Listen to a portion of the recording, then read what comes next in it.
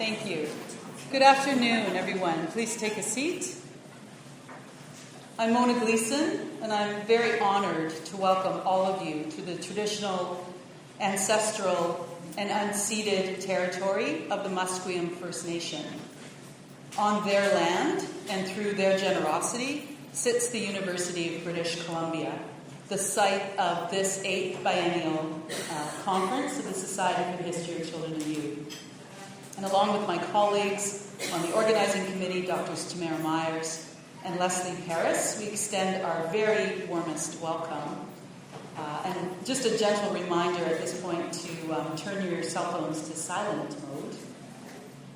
I'd like to formally acknowledge the Faculty of Education, the Faculty of Arts, the Department of History, and the Department of Educational Studies, and in particular the wonderful office support staff of history, Jocelyn Smith, Tua Ahir, and Janet Louie, for their really very generous support of our conference.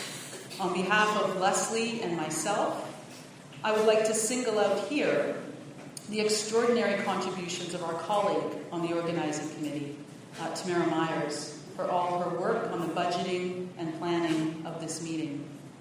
From putting the original proposal together, to presenting it at our last conference in Nottingham, to working with a complex and ever-changing budget, Tamara has truly gone really above and beyond any call of duty, and she deserves very special recognition. And there will be many other thank yous, many other people in the room who deserve thanks as well at our wonderful banquet happening tomorrow night. So our conference theme in relation to children, youth, and belonging holds intense and enduring meaning, not only for the past, but for our present. Here in Canada, the Truth and Reconciliation Commission, a key component of the Indian Residential School Settlement Agreement, has recently submitted its final report.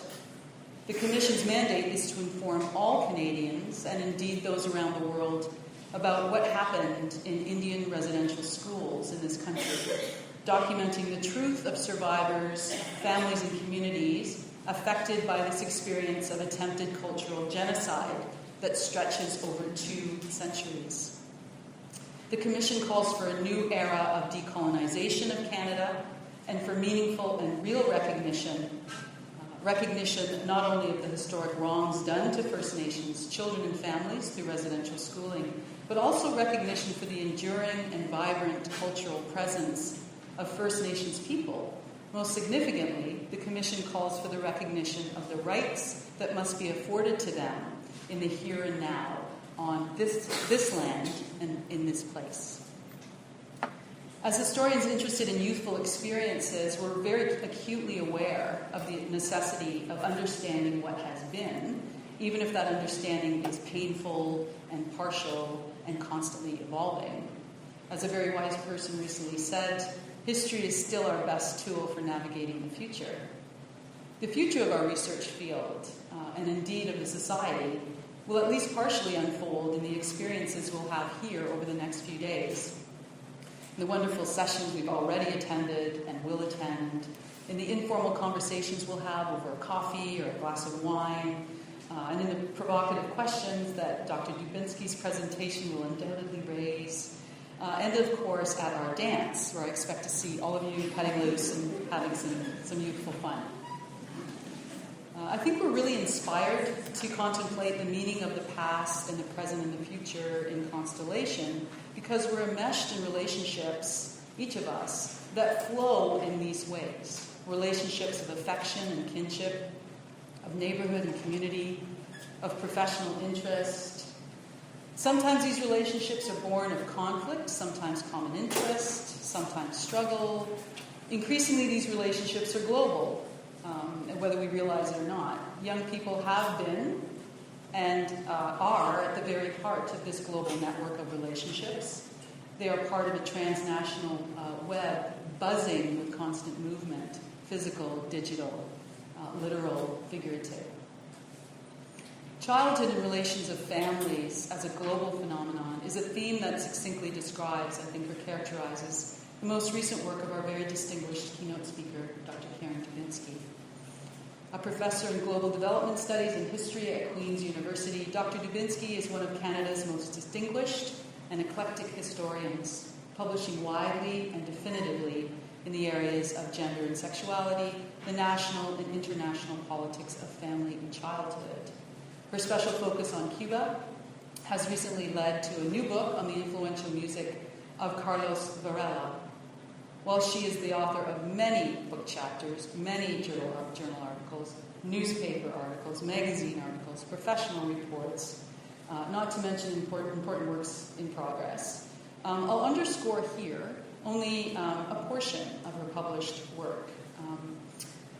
Dr. Dubinsky's first book, which was entitled Improper Advances, Rape and Heterosexual Conflict in Ontario, 1880 to 1929, published in 1993 by the University of Chicago Press, really did nothing less than set a new standard for sexuality studies in Canada and elsewhere, with its rich combination of theoretical sophistication and careful attention to the lived experiences of small-town and rural working-class women.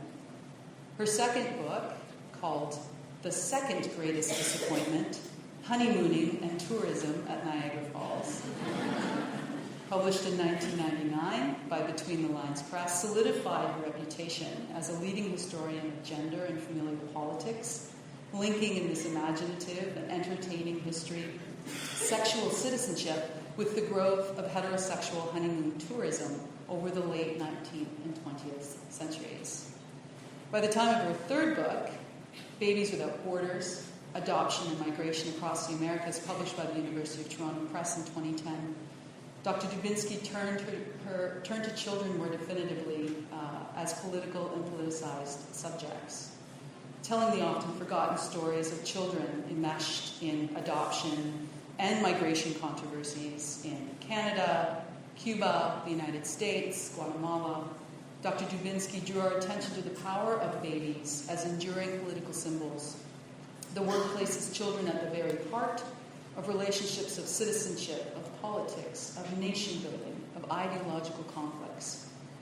The context of Cuba, in particular, holds a very special place in her life, in her teaching, and in her research, and in her enduring commitment to their potential to foster social justice.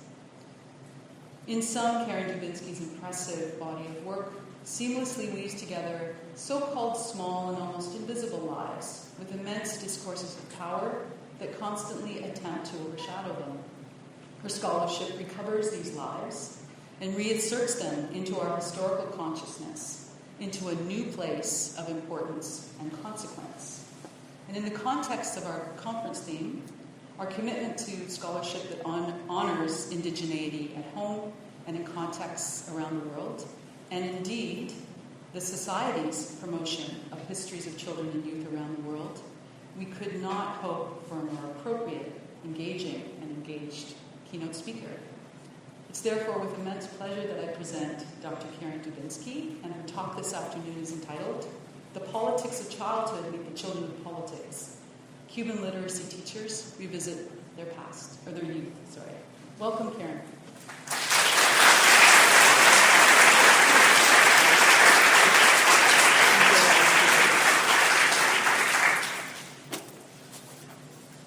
Thank you for probably the most beautiful introduction I've ever received.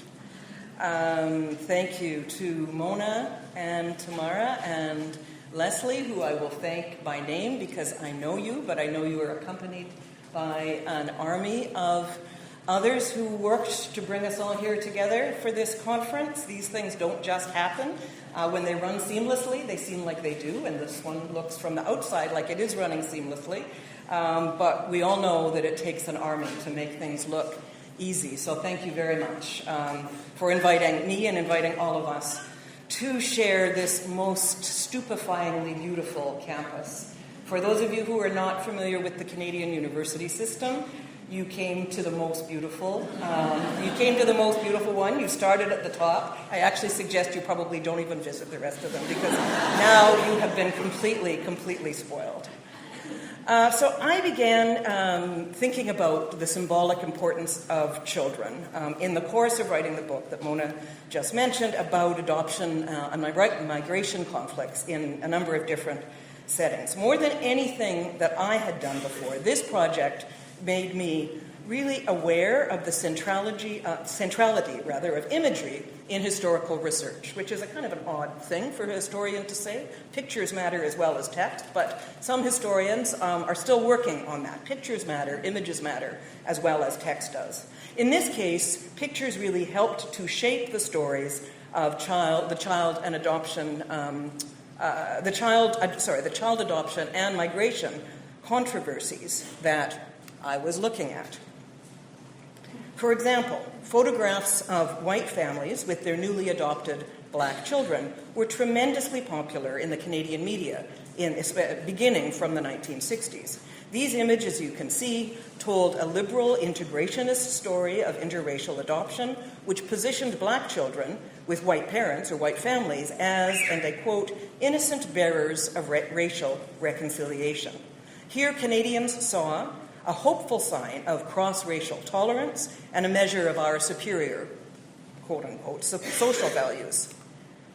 This drew on and helped to solidify long-standing tropes of Canadian liberal, colorblind nationalism. As black children in the U.S. were apparently being harassed on their way to integrated schools, black Canadian children were being embraced, literally, in white families. It's an iconography that helped to subsume the complications of adoption under the veneer of civil rights era progress. Thorny questions about, for example, the circumstances of birth parents simply disappeared. Contemporary international adoption is characterized by similar narratives, visual and otherwise.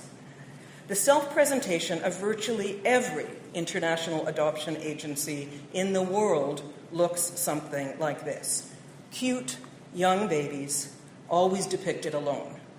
In what I call the fantasy of the global cabbage patch, we in the first world are encouraged to imagine a world of babies, devoid of community or history or social origin, certainly biological origin, waiting for our loving intervention. The history of adoption from Guatemala, another of my case studies, provides tremendous examples of this blithe and tragic ignorance.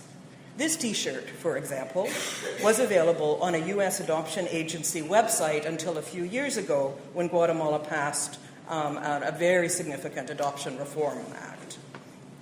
And just to offset the disturbing ridiculousness of this image, let me give you a couple examples of how Guatemalans themselves talked back to this rescue narrative of adoption. These are images from the campaign. It was a very significant campaign that resulted in legislative change, a campaign in Guatemala to press for more transparent adoption laws.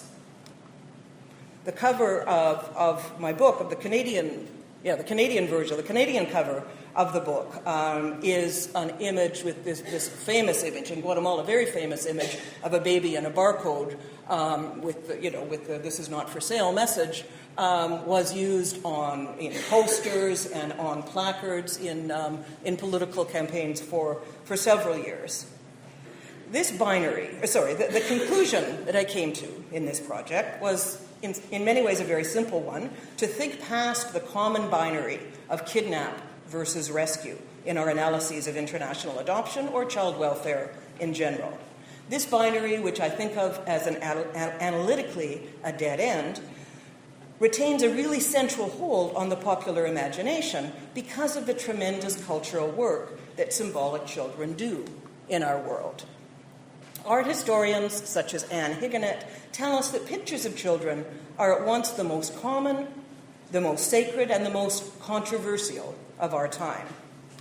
This book, which I'm very fond of, mostly because it's a very rare study of children in a wide range of popular iconography. There's lots of work been done on the imagery of children in what we might call the art history canon. This book takes a look at children in the popular imagination. And Patricia Holland here argues that contemporary childhood is imagined by adults as a space beyond conflict, a space that smooths over adult problems. We equate children almost solely, in terms of the imagination at least, with emotion, with affect. Because of this, when children symbolize a story or an ideology or a social movement or a war, they actually explain very little, but they can move emotional and psychic mountains. As another book I'm quite fond of, authored by a political scientist, Helen Brocklehurst, as Brocklehurst explains, the political contribution made by children is rarely recognized directly, except in times of threat, and war is probably the most common example. So these are some of the issues that I've taken to what is my next project. I've been searching the archives of the world's political posters to collect images of children that have been generated by social movements, political parties, and nation states. This image is a joke, I think, or an irony. I know actually very little about the origin of this image. I just know that someday I want to use it as a book cover, probably in 20 years from now. So I hope you enjoy it now. I'm using these images to analyze and make transnational comparisons and generalizations about how children sustain political movements, political causes, political events. I'm also using the global knowledge about childhood that this visual archive has helped to create. There's a good new study that I'm sure some of you know about by a woman named Margaret Peacock of how symbolic children were mobilized in both the U.S. and the USSR to sustain the Cold War.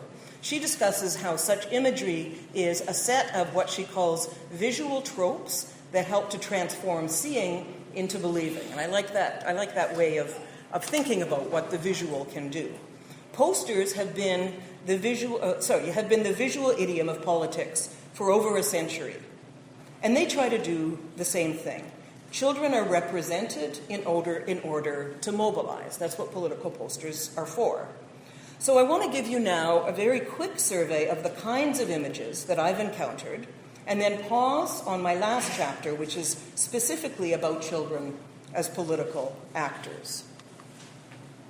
The first category, my first category, is probably the best known set of images that probably all of you have seen or seen versions of: children and war.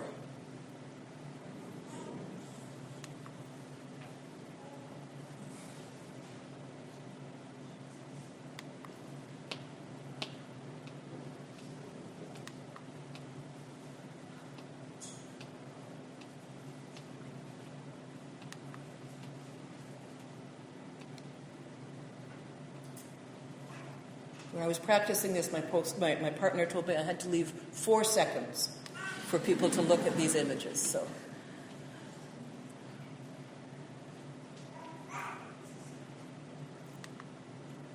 okay, this set of images are also, I think, familiar. Some of you might literally know some of the images, but you've no doubt all seen a version, especially a version of this triad: the baby, the woman, the baby, and the gun, who symbolizes national liberation or revolution in a number of different countries around the world, and has done for some decades. Somebody could write a book on her, the woman, the baby, and the gun. That would be an amazing study. How she migrates from different countries, or how they migrate from different countries. This image, this combined image from Nicaragua is interesting because instead of the woman, we have the soldier, the male soldier, but it represents two sides, the conflicting sides of the Nicaraguan Civil War of the 1980s, but both of them doing the same thing, both of them representing in a very similar way.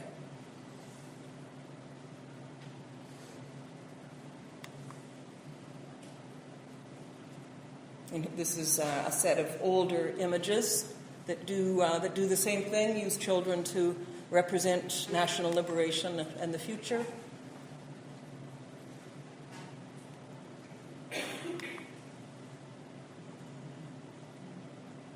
This is from the U.S. So the images of children in political parties is another, I think, fairly well-known, commonly understood place that children turn up. Politicians kiss babies for a reason, and nowhere is this more evident than in election campaigns, in various different times and places.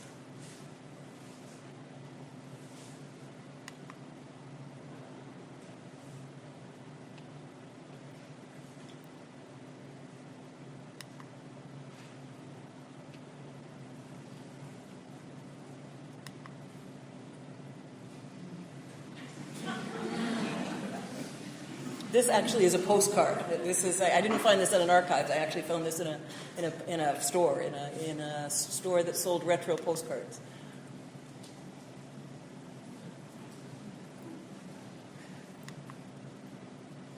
And then I've created this category that I've called social welfare / development, and here I've grouped together both national and international development kinds of imagery, because I think they basically do the same thing. They get at the same kinds of issues, whether domestic or international. Children as a measure of social development, social economic development.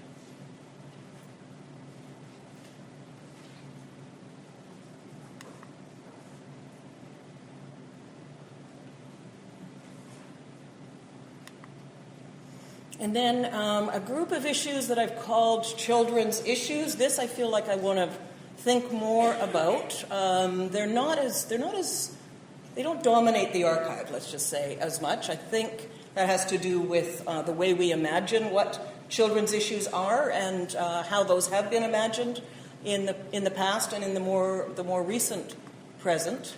But there's some really creative ones. This being maybe one of my favorites, actually.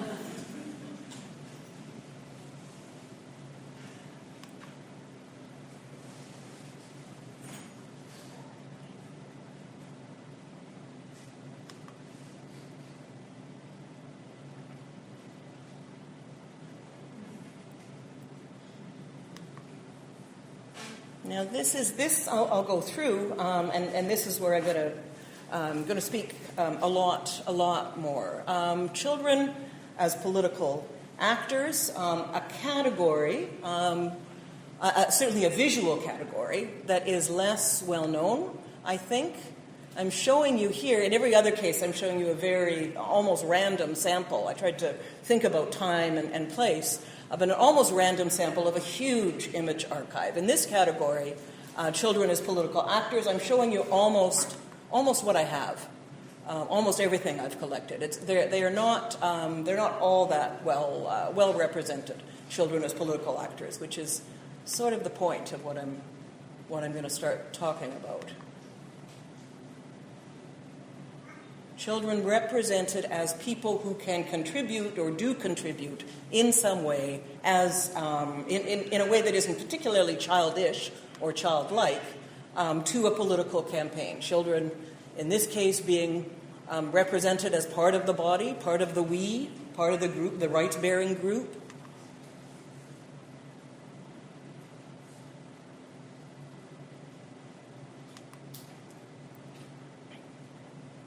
I don't know if you can see clearly what the young boy is doing to Uncle Sam, who's bent over, coddling a little girl.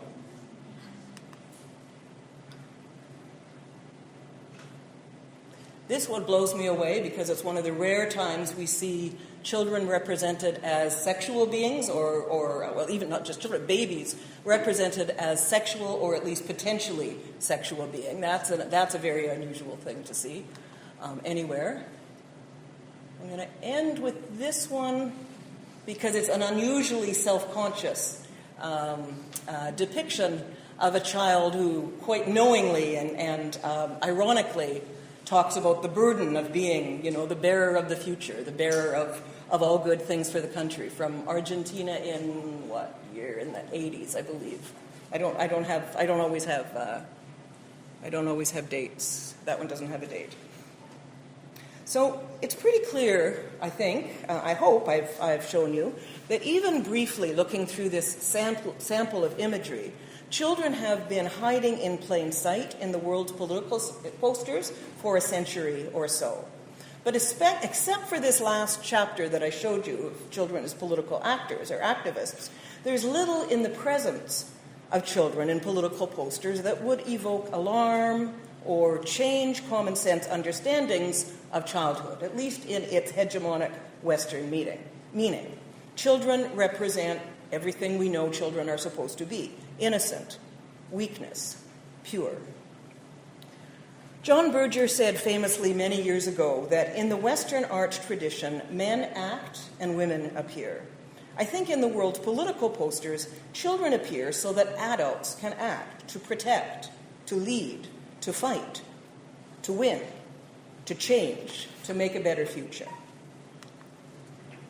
The appearance of children as political actors in their own right is troubling because it challenges a fundamental truth of our world, that the concept of the political is formulated and projected as if it were separate from children. Now, I don't know the origin, of course, of every single image, but I think we can safely conclude that these posters were made by and for adults. So we could simply maybe conclude that images of children as political actors were also just another example of an adult imagination, and leave it at that. I think that would be too simple because I think it misses something really important that lurks just below the surface here. The pervasive sense of innocence that characterizes the dominant Western model of childhood means that almost all commentators on the politics of childhood accept to some degree this separation, this fairly firm separation between childhood and politics.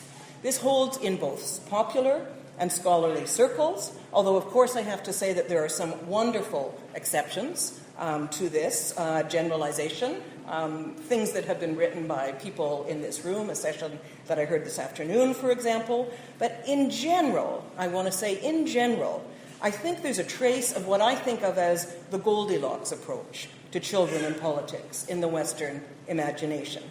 We believe that it's only the extremes that politicize children. Children in the Nazi world or in the communist world don't have a proper childhood because they've been politicized by ideology, which is always understood to me to be a manipulation. Children in the third world don't have a proper childhood because they've been denied it by poverty, which is always understood as a negation. We in Europe and North America, however, got it just right. I want to introduce you to some people whose lives challenge this neat and easy binary between childhood and political activity. So here we'll leave, for a moment, the world of the symbolic. I want to introduce you to these three retired professors from the University of Havana.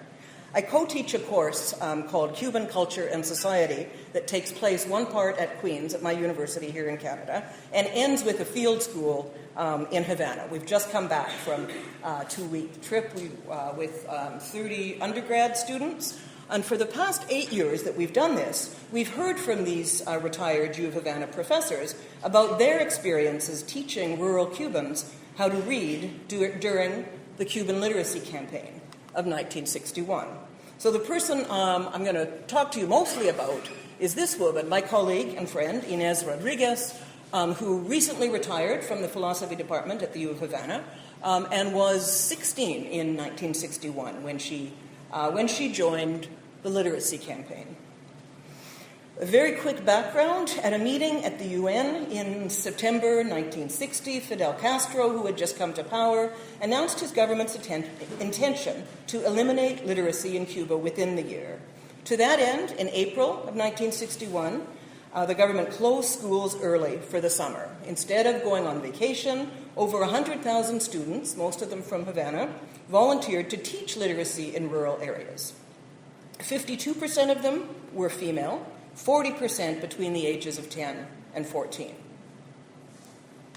One of them was Inés de la Caridad Rodríguez Pedroso, a 16-year-old Afro-Cuban girl who had never left her hometown of Havana before.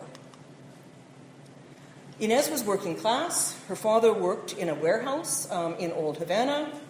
She was the youngest of 4 girls. By her own account, she was, and I quote, pampered, timid, and whiny. They were by no means wealthy, but all the girls were educated. They were church-going Catholics, and clearly they had the trappings of what we would recognize as a childhood. This is Inez and her doll, Roberta. And this is the new TV that came to the family home.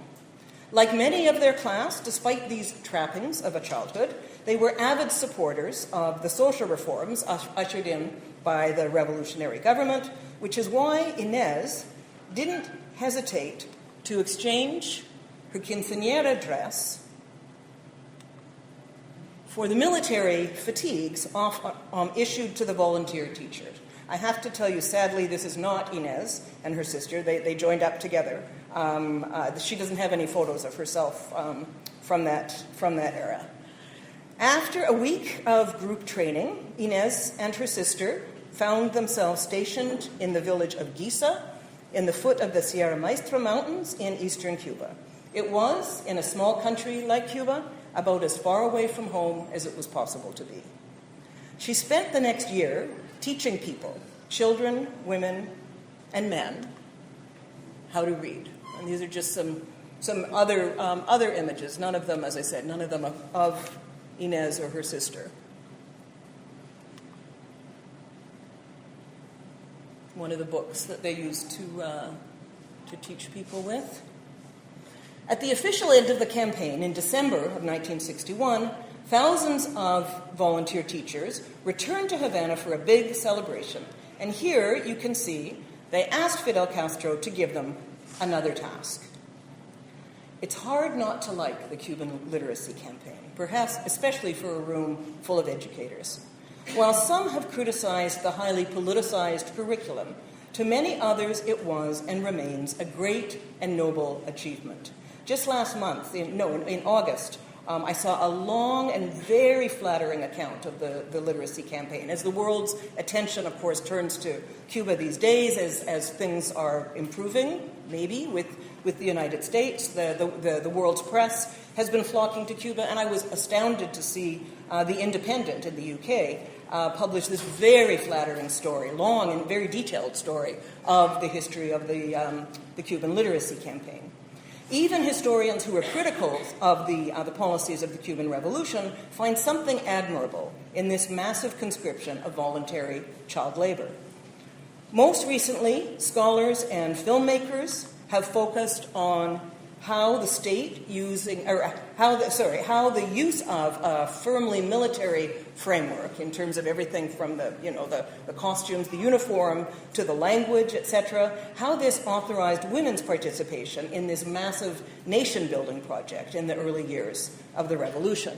This is a newish documentary that focuses on women's participation in the campaign. It's a good way to introduce this story to students. If any of you are interested, Catherine Murphy is a U.S.-based documentary filmmaker. We're working together building an archive of the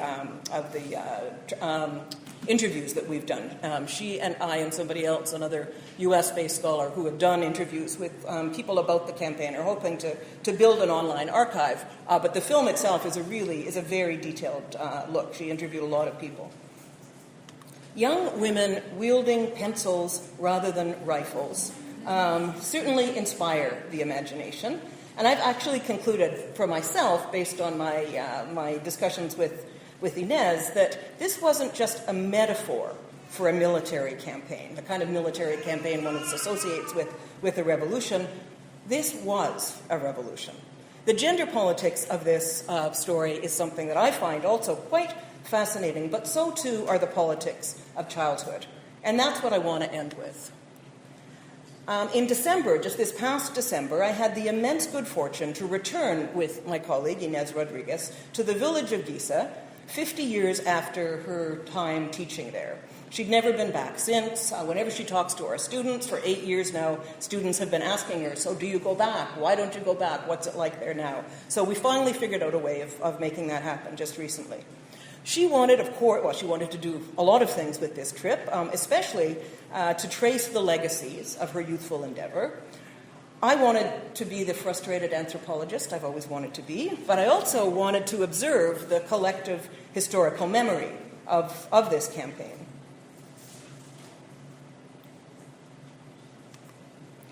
I'm aware, of course, that thinking about the history of childhood and youth, through talking to old people about things that happened when they were young people, has its own set of methodological issues. I'm certainly aware of that, and I would like to know more about that from those of you who have done the same thing.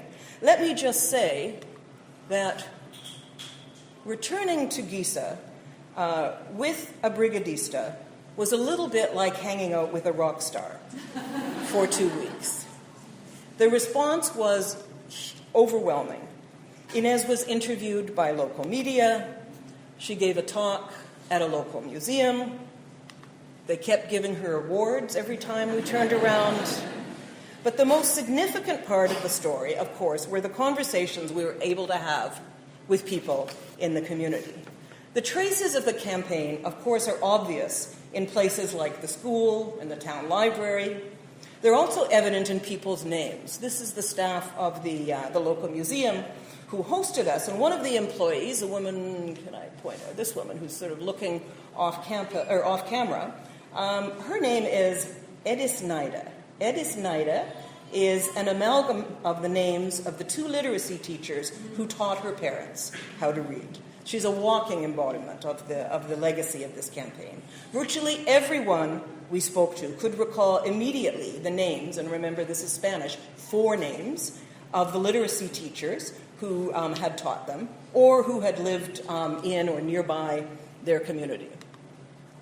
We spoke with people on the streets and in parks and in their houses, of course, and in cars as we were driving around, and in buses, and a couple of times in old age homes, such as this. Everywhere we went, we heard gratitude on the part of students, however old they had been at the time, and pride on the part of the teachers. And we often heard some very pointed and, I would say, knowledgeable understandings, certainly opinionated understandings, of just how uncommon this campaign had been. As Daniel, this man sitting here in the rocking chair, remembered, the light came on in 1961. The old government didn't want us to read so they could trick us better. This man, Luis, remembered the exact details, told us exact details about the day the campaign officially ended and the brigadista left his village because everyone cried when they said goodbye. Manuel Lopez Ortiz was a fellow teacher. He and Inez, in fact, remembered each other from their training school outside Havana. He began teaching as a volunteer when he was in the 5th grade, which led to a lifetime of teaching. He's now 77. He said, as a person, I'm not proud, but I'm really proud of the work that I've done, educating generations of students and 4 of his own children. This man, Ernesto Fonseca, echoed these sentiments, reciting the educational achievements of his children and grandchildren as examples of what was for him the legacy, the ongoing legacy of the literacy campaign. One of his former students, now his neighbor, Ana Maria Osorio, had lived with her family up the mountain in a small coffee farm. All the kids worked on the farm. Nobody went to school, as was the custom then. The 2 brigadistas that came to her community lived with her family and taught everyone. After that, she was selected to go to Havana and learn a trade, sewing, as was common for young women there. I asked her the first words she learned to write. She smiled at me. Mama, Papa, Fidel, Revolution. Perhaps sensing my, ambivalence, the smile became a stare. I adore Fidel, she told me. This man, Rafael Manzo, was sent to live with a family in an isolated nearby village to teach them all to read when he was 11. My parents were very revolutionary, he said. They knew the necessity. That's why they let me go. This woman, Mercedes Urquiza, told us learning to read was like opening your eyes. The first thing she read was the Bible. Her neighbor, Rosa Casado, saw us on the front porch and invited us in because she too had a story to tell. She learned to read at age 15. She worked as a cook at the time and continued to work as a cook for her entire life. She said, when I learned to read, I couldn't be tricked. If something cost 5 cents, I want the correct change. Paula Escribano, who also continued on as a teacher after the campaign, spent decades as a teacher, but remembers those first experiences as a very young brigadista as the best teaching experiences she'd ever had. There are accounts of young brigadistas who were 6 and 7 years of age. Almost everyone we spoke to who commented on the youth of the brigadistas did so not to apologize for it, but rather to underscore the value of the contribution. The literacy campaign inverted social hierarchies, urban and rural, male and female, black and white, young and old. Age was just one of several binaries that was thrown up into the air. Historian Lillian Guerra has recently observed that the literacy campaign offered an unprecedented degree of cross-class and cross-racial interaction, especially since most of the teachers were from Havana, the whitest and richest part of the country, and most of the students were in the East, the poorest and blackest part of the country. What was striking to me, though, as I listened to these memories, is that people definitely wove age into their stories, but fundamentally, this history was narrated as something Cubans did for each other or with each other or for themselves as citizens, and that included children and youth. Cuba's revolutionary government framed rural illiteracy rates very high, up to upwards of 40-50% in some areas, framed illiteracy rates as yet one more consequence of generations of corrupt domestic political leadership and foreign exploitation and control. So there was no question then that teaching poor people to read was a political act. It wasn't merely a pedagogical issue. It wasn't merely a technical issue. Lillian Guerra, the historian, in a really interesting new book on the history of the Cuban Revolution, says the campaign combined elements of going to war with those of going to a youth summer camp. There's some similarities, I think, between the experiences of youth in wartime here. But in this story, being a brigadista wasn't considered an aberration from the course of a normal childhood. Recall the slogan from the returning army, who paraded through Havana, asking Fidel, what do you want us to do next? This wasn't about going back to normal after a national trauma. I've had a number of conversations with Inez about the impact of this experience on her personally and on her generation as they returned home. Speaking personally, she immediately linked it to her own parenting style. She raised her children much more independently than she was raised, she told me. She gave them credit for more intelligence and more judgment than her parents ever did. And she says that came because of these experiences. She also, however, sees it as historically contextual. Her granddaughter, who's now 15 years old, was raised in a very different era. I can't imagine her doing what I did at that age, Inez said to me recently, because she's the same kind of timid, fussy, whiny girl that I used to be. So I'll end with some questions. What are the historical circumstances that produce children with self-conscious understandings of their political selves, be it political duties or responsibilities or desires? What produces that? What circumstances produce that? What would happen to the adult-child binary if we widened our imagination about children and political citizenship or political capabilities, if we widened that a little more? What would our image archive look like if the full spectrum of political actors were represented? To answer that question, I'll leave you with this final image. I actually just came across it recently. It's from a Guatemalan organization called Hijos Guatemala, which translates as sons, of course, but the full name is Sons and Daughters for Identity and Justice Against Oblivion and Silence. This is an organization of Guatemalan children and youth whose parents have been disappeared. There's an Argentinian chapter as well. One of the things that EHOS does is paint murals and graffiti and put images like this around Guatemala City in order to keep alive the historical memory of the Guatemalan Civil War, in order to publicize continued abuses of Guatemalan children and youth. And that's where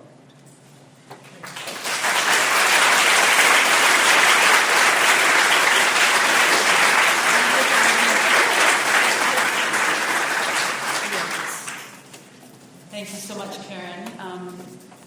She's happy to entertain questions, and so I think that would be wonderful. If you wouldn't mind maybe just standing up and letting us know who you are when you ask a question. Yeah, go ahead, Gertrude. Stand up. Gertrude, stand up. There you go.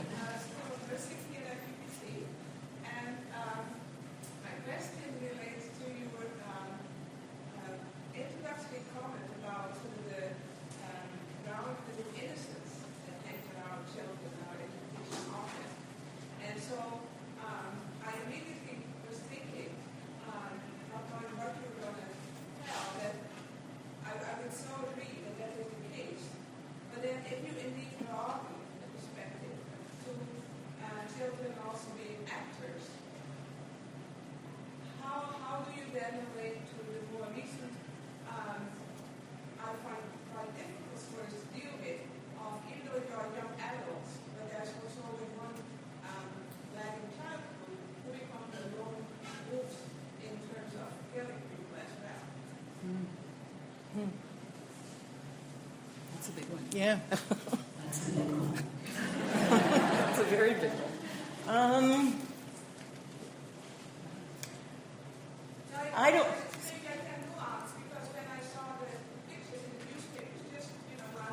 You're thinking about South Carolina? Yeah. Yeah. Yeah. Yeah. Yeah. Yeah. Yeah. Yeah. Yeah. No, that's a. Again, the one thing I will pick up, if I don't have an answer, obviously. One thing I would pick up is the lone wolf thing, and I just the other day, and I'm sure many of you read it as well. The New Yorker staff writer, who's a historian somewhere in Connecticut, I want to say, Jelani. I think his name is Jelani Cobb. Say. Jelani. That's who I'm thinking of. He had a really beautiful editorial about the way in which, yes, he acted alone, but he didn't make these crazy ideas up by himself. He's a product of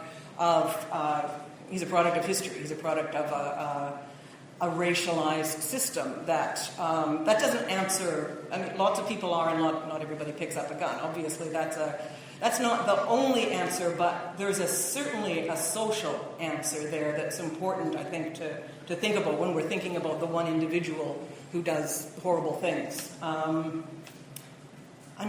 There's also a way in which maybe, and this is going to sound weird, but maybe there's a way in which that's yet another example of the agency of children and youth, right? His innocence, his age had seemingly very little to do with this story. Maybe I don't know if I believe that, but I think I'll put that out there. Yeah. Pat Ryan, this isn't much of a question, but it just seems to me that one way to handle that very good question is to say that innocence has its flip side, and that's the notion of the location of evil within the child. So a novel like Lord of the Flies is very much dependent on a romantic narrative of innocence, but it always carries within it the notion of child as evil, that these things come together. Now, this isn't an explanation of why any event happened, but it's an explanation of the coexistence of the narrative of childhood innocence with the narrative of the evil child. Sure. They're related to each other. Yeah, thank you. There we go.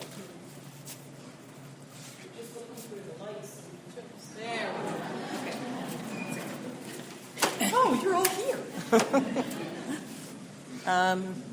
There was a hand. Yes, Molly. Oh, sorry. So Do you want? Oh, sorry. Are you That's doing? okay. Okay, Molly, you go ahead. Laura? I'm Molly Taylor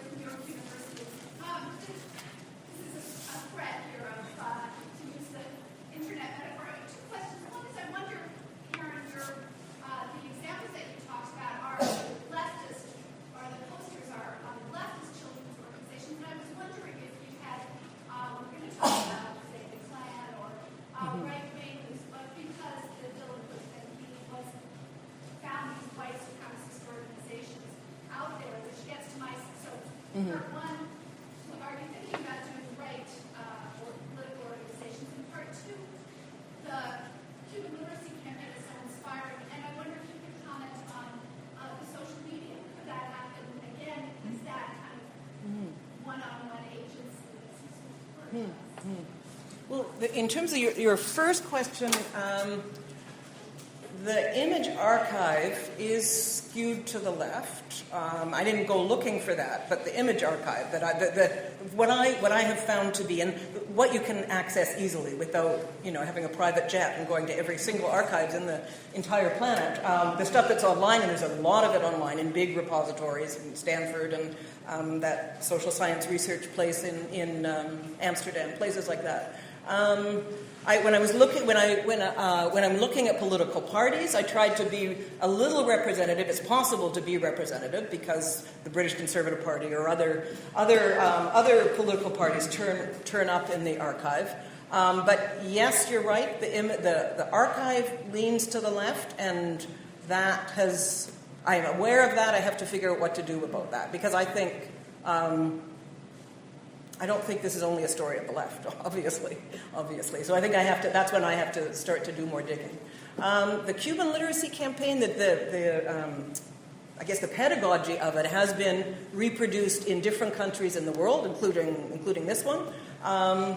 What do you mean by the social media thing? The relative isolation versus in terms of children's agency. Oh. The technology, the internet. Right. I never thought about that. That's really interesting. It's not, aside from the obvious things about access to social media in different parts of the world, of course, including but not only in Cuba, what does social? I mean, there must be people who could answer the question much better than I. What does social media do to teaching children how to read? I can tell you anecdotally what it's done to my own kid, but I don't. I'm sure that's a big field out there that I don't know what the answer is, but I'm sure there is one. Maybe this is a question. I'm Laura Lovett. I'm from UMass Amherst, and maybe this is a question that helps to clarify that. I was thinking demographically in terms of that bulge of youth, right, in the post-war era, and the fact that maybe it's this image of the television. Yeah. Right. I kept thinking about parallel movements, the civil rights movement, the environmental movement. In fact, you have a generation of young people that are growing up with a kind of new technology in the 50s, and I wondered if that lent itself to identifying them as actors, or if you're thinking sort of is there the same kind of youth movement in Cuba in the 60s? Absolutely. That's Absolutely. available. And I was at a session earlier this afternoon that talked about youth as political actors in different parts of the world. And I don't want to say we can say this universally, but it certainly, in more than one country in the world, was the 60s the era of youth. And that the revolutionary leadership burst on the scene being like decades younger than the Churchills and the Eisenhowers and everybody else who was in political power, at least in the advanced capitalist world. That really meant something also. So yes, that was definitely important. Definitely.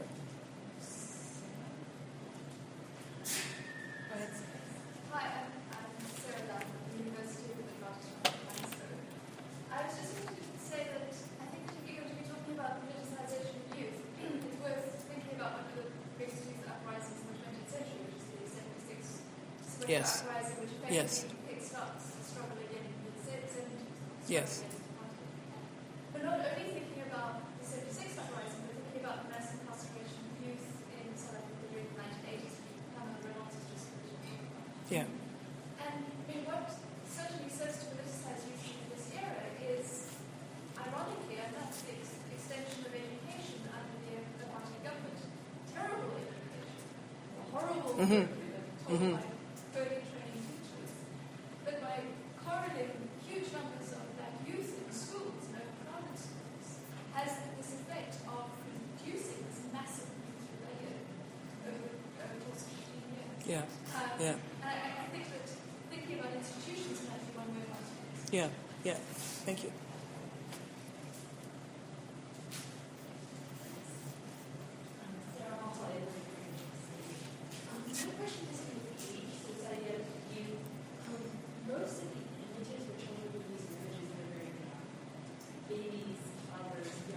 Mm-hmm.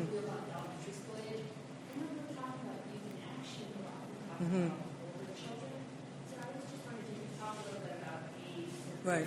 Right, yeah.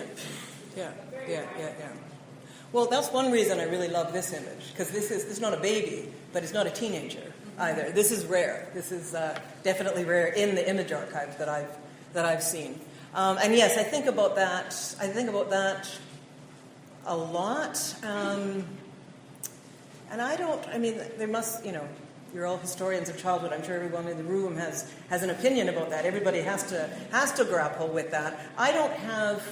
I've never really fixed boundaries. When I've been working with a number of researchers on this project, and people often ask, like, well, what do you mean? I say, just find me pictures of children, or images of children in these posters. Well, what's a child? And I just sort of say, if you think it looks young, like if you think the image is of somebody young, just include it. So for my purposes, for my purposes, I feel like I can be kind of loose with those kind of boundaries. People working on other kinds of topics in this field would have a reason probably to need to be more specific.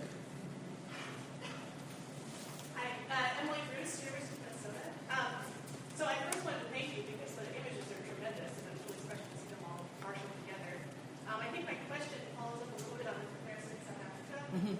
So in the research on literacy campaigns in other historical contexts that I'm more familiar with, there's often this question about what acceptance were coercive or emancipatory. Mm-hmm. And I do agree with you, it's hard not to like this one, especially from the story you were telling. But the people you've been meeting, do they express concerns about the sort of liberatory or coercive aspects of literacy? Well, that's interesting because obviously this is a particular demographic of Cubans that I'm talking to, older Cubans who still live in the country. Lots of people left. And younger Cubans have different opinions as well. It's ageism or generation isn't the only significant category in this, but it is definitely one. And so that's why I was so interested. I can talk with the retired history professors at the U of Havana until we're blue in the face, but I more or less know their story, their opinions about things. I really was keen to go beyond, to get out of the academic circle that I know there, and find out from other folks what their opinions are. And I found the exact same level of enthusiasm. The criticism or the second thoughts, I guess, that I hear from people are less about something that we might recognize as political and more second thoughts about, and this comes up especially when we talk about the next generation, subsequent generations, a kind of I can't believe that I did that, and I can't believe that so many of us were grouped together without parents to help us, And they did it, and they said, we did it because we volunteered. Like, people really, really want to insist on that. But I think, how you can't believe the crazy stuff you did when you were 16. It's sort of that same kind of thing. I can't believe that I was entrusted with that much independence and responsibility, and that we took counsel from each other. That's how somebody put it recently to me. If we had a problem, we had to figure it out ourselves, and that was liberatory. They wouldn't use that word maybe, but that was we figured it out. We muddled through, but wow, that was a very powerful thing to have to do.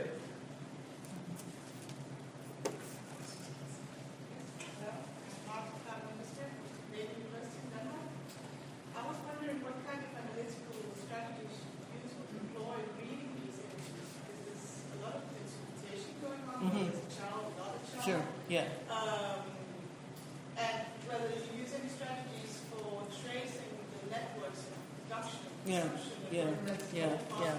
Well, there's been some the work that's been done on the history of political posters that I've been influenced by and inspired by are things like Victoria Bonnell, who works on Soviet-era posters, who has done when you do something specific like an era or a nation, you can do that kind of thing much more, much better, and root them. Yeah, I mean, she's found out who the designers were, and how they were circulated, and she's got a very rich. I think that's an excellent book. A very rich understanding of how that visual iconography kind of circulated in a contained place and a contained time.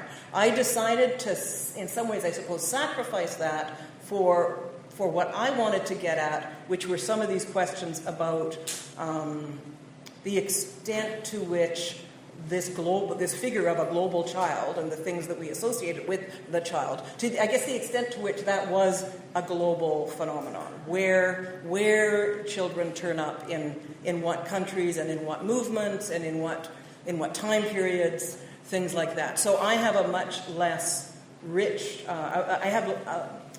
I don't have the same ability to anchor these all in time and place because of the volume. But I'm interested in, for example, the fact that the triad of the woman and the gun and the baby turns up all over the decolonizing world, for example. And I don't know. I say, how did that happen? One should find out. One probably could find out how that happened. If you can find it, and maybe that's actually something that I could probably do, actually, is to take a few examples of certain recurring images and do that kind of rich kind of rooting. So thank you. You're just helping with the chapter.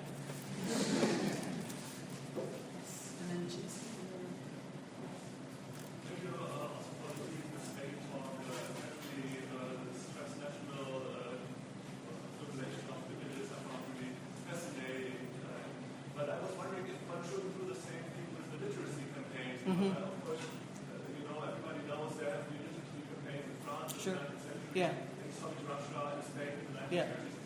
And I was wondering, because looking at Spain in the 1930s, where also the Republican government sent young, not only children, but young adults in the countryside to make the peasants literate. But their experience is much more ambivalent than what you told us about Cuba. They also talk, when they wrote, they talked about isolation, that they were accepted in the cities, that there was constant conflict with the older people there.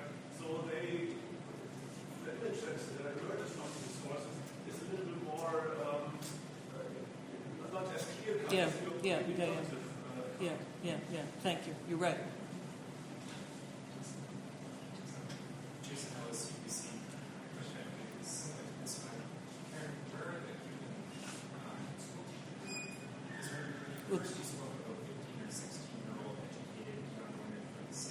Yeah.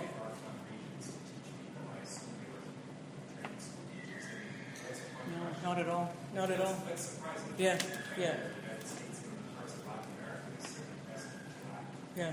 My second question is about the woman, the lady, and the gun. Is that sometimes an image of look how far we're willing to go? Or is it also a counter propaganda way? Look how far they're willing to go. Yeah, that's. I think both readings are possible. There's also I found one scholarly work on that image. It doesn't answer the questions about the way it circulates. I mean, it just says it circulates. But her interpretation was the way in which the baby authorizes the gun. Right? The gun has become slightly less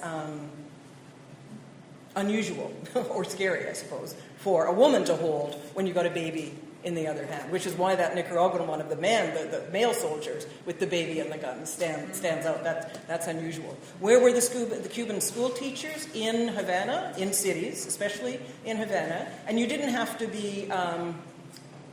You didn't have to be wealthy to be educated. You didn't even have to be middle class. There were church-run, church-supported schools in the cities. In the countryside, and especially halfway up a mountain in your little coffee farm, there weren't any. Or there were very, very few. That's why That's why they sent them out. Obviously, it was part of this nation building thing that was going on right after the revolution. The revolution favored, in terms of the social reforms, definitely favored the countryside over the city. In what my students in development studies recognize as rural development projects, but it was domestic.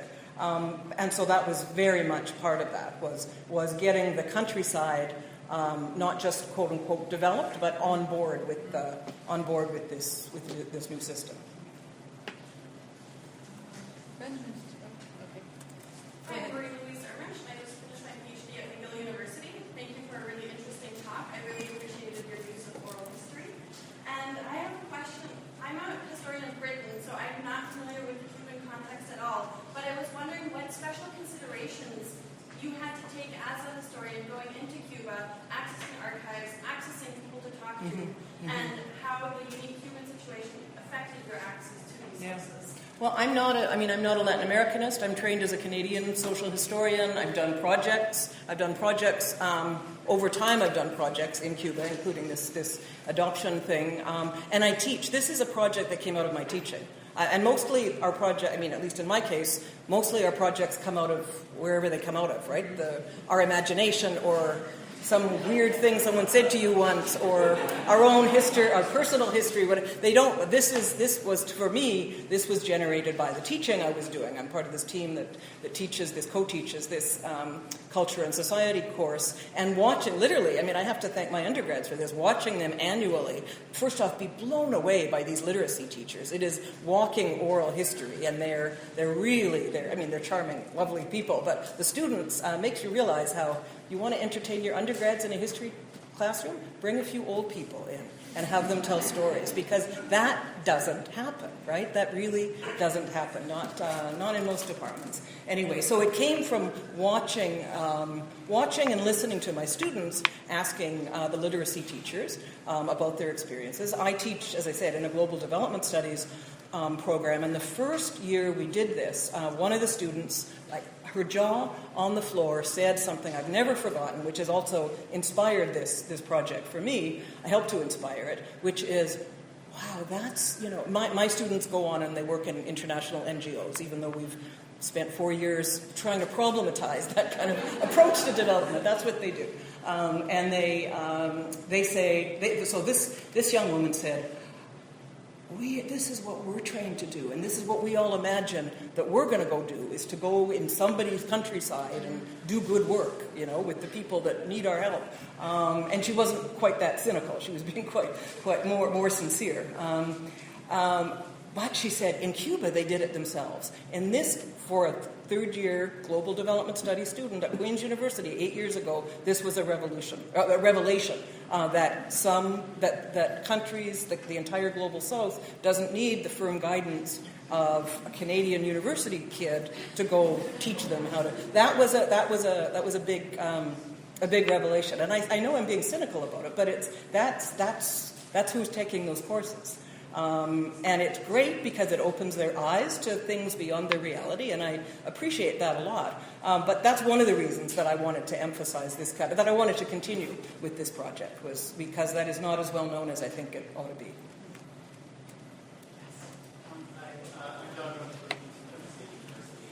I guess because I come from a queer history of sexuality background, I couldn't help but think of sort of the embodied intimacy that is related to the experience of sitting with someone and doing literacy Yes, work, absolutely. as well as the age of a lot of the people who were involved in the work and the intergenerational nature of some of the teaching that was going on, right? That in a pedagogical sense subverts the power dynamic, but in a embodied sense of people sitting very close to one another in what were probably often very intimate settings that were just the two of them, right?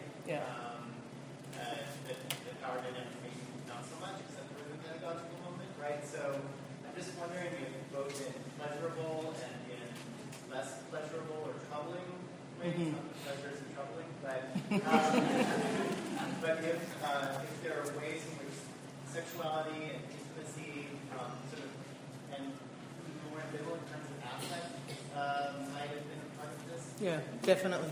That has come up a lot in the testimonies, in what I heard, in what other researchers have heard. There's a film, in fact, a kind of cheesy, 1970s Cuban film called La Brigadista, and it's one of the narratives of the film involves a very conservative countryman who doesn't want the young male brigadista to be anywhere near his wife, much less, and there's a scene about him touching the hand, right? The images of the two hands touching. So yes, the answer is obviously yes. This year is interesting. This year, when I was there with the students, for the first time, a student asked in a slightly less sophisticated way the same question that you've just asked, and that got the teachers, the three teachers, talking about this stuff in a way that they never had with the undergrads before, and everybody was laughing, and it was actually a very sweet way of talking about them all telling us, because the other side of that, there was the student-teacher interaction, but there was also the fact that these young women were leaving their families and going God knows where to live with God knows who. And so the female brigadistas that we had talked to us, they talked a lot about the ways in which it was demanded that they keep themselves pure. And they told us, in fact, that they did, which made the students just hilarious. So yeah, that's something that can come out when you talk to people. That hasn't been really addressed in any big way, but it really should be, actually. It really should be, because you're quite right. Tara, you got Karen, is there doing a project to consider the actual children in the posters? Children who are maybe models, That's a really, family members, adults put the children themselves in their classes. Yeah. No, that's another good example of a way in which I need to start less of the kind of encyclopedic. Okay, look at this whole thing, and I'm still at the point in the project of being kind of dazzled by how much there is, which is what happens when you don't put a huge number of parameters on one's research, right? But there would be, I think there is a few, you're helping me also think about a few places where things could be brought down to the social reality more, and that would be another really good example. Christy Lindemeyer, and this is off the wall. I'm just thinking about some of the images that you showed us, and it seems like where the children are portrayed as the sole actor in the image, or that tends to be promoting rebellion, ideological rebellion, and that the images of children with adults tended to be more like the government as the ultimate parent, or protecting the defenseless. I don't know. Yeah, that makes sense, actually. Can you repeat the question? Sorry? Can you repeat the question? Oh, we couldn't hear it. I would like Karen to take it. Well, the question of when are children portrayed as rebellious? Children alone being. When the kids are alone, images I'm trying to remember what we saw. Primarily when the kids are depicted alone, they're depicted as sort of defenders of rebellion, Right. or defenders against evil, or something that's in existence. Where the children are depicted as being defended, it's like adults are also in the image. We have to go back and look at it to see, but that's kind of interesting about who's defenseless and who's not in these images. I'm thinking of the exceptions that might prove that rule. Two in this archive, and I need to think more about it.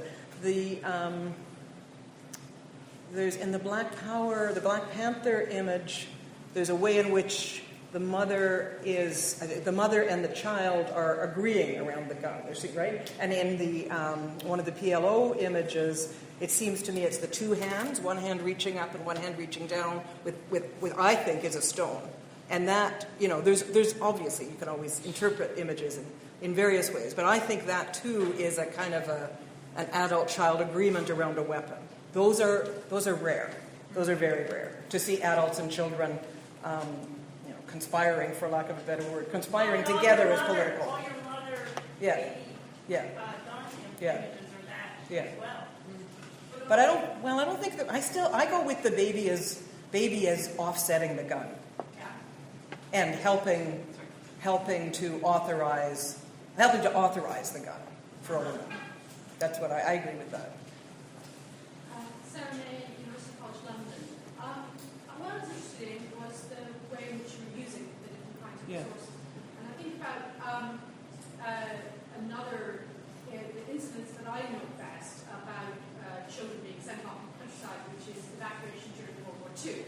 And that imaginary has got lots of different kinds, very complex imaginary, and obviously very different. But when you work with people in oral histories on evacuation, you get some very rich stuff. But if you look at the archives of people managing the evacuation, you get a completely different set of rich kinds of images. And I was wondering whether there were archives of that kind of managerial kind of basis that are available for looking at the literacy campaign. Whether it might be useful to compare the ways that children are considered in that archive versus the way that the people who were children remember that experience. No, that's that is true. There's a museum of literacy, for example, in Havana that we've visited a number of times. I've got lots of photos from it, and I don't see the same kind of discrepancy that you're talking about. But I'm also very aware that I haven't done a full-blown anthropological, ethnographic, oral history kind of search or conversation with large numbers of people. So I think that's potentially very, very fruitful. That's very possible.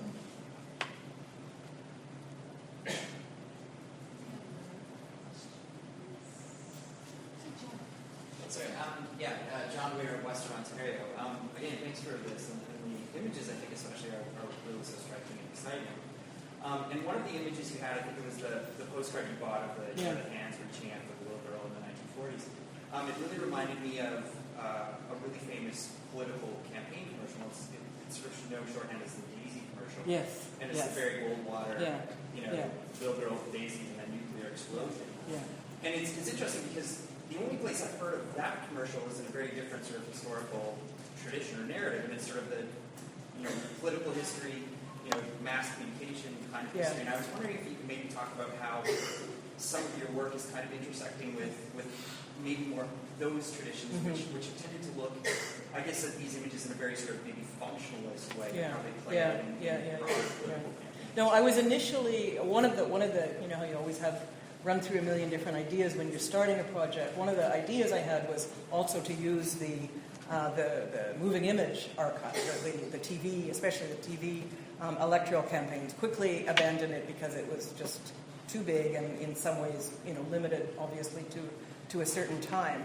But that could be done, and I guess I did look around. When I was thinking about that, I looked for work that had been done on imagery of children or imagery in general in TV campaigns, at least in North America. It was the only place I really looked, and I didn't find much. Who has done a good analysis though of that ad is that book that I referred to that's called Innocent Weapons by Margaret Peacock. That's about how both the U.S. and the USSR mobilized children during the Cold War. She has a really good analysis